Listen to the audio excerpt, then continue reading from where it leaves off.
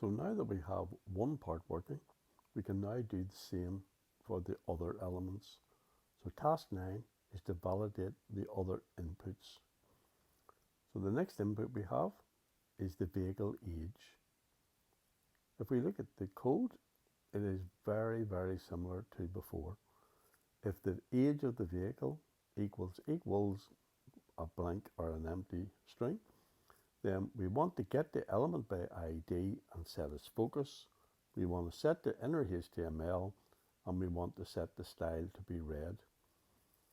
If it's not blank, we want to set the inner HTML, and we want to set the style to be green.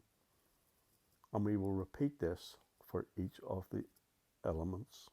So back into our code, and we will just add this inside our check form data. So just before the end of the check form data, closing curly brace, we will paste the second piece. Now at this stage, a good process would be to save your work and go back into the browser and check that that part works. I'll do this once, and you can do it every time if you want. Otherwise, you can put all of your code in and then check, but you could end up with many, many errors. So it's a good process to save this and go back into our browser. Just do a refresh.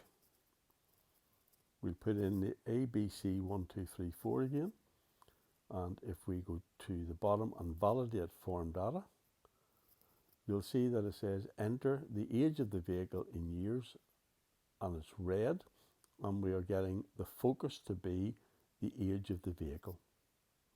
This first part was fine, so we now change the age of the vehicle.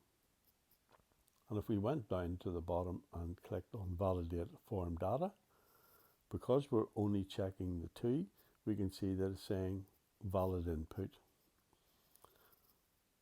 So check every time you do your code. The next thing that we will do then will be, we will check the registered date. So we will pick a date and make sure that that works. So we type our code in again, just above the end of the check form data in curly brace. Save it again if you like, and then check in your browser. If I refresh every time, if I went down and clicked on validate form data, yeah, it's still remembering what we had before, so it's good practice. Go back in, refresh, set this to 5, and then validate, and you'll see that it goes enter the date of registration, and the cursor is down here. So we'll go 01/01/2022,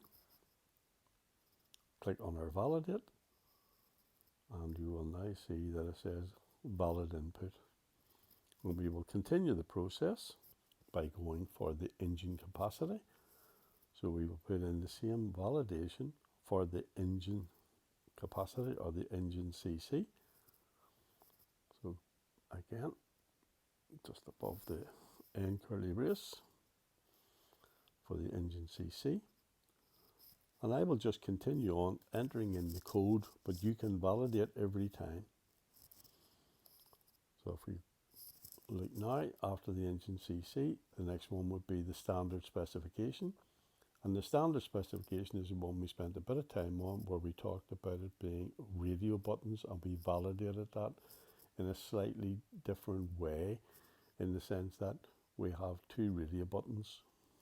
Going back into our code and adding in the standard specification check.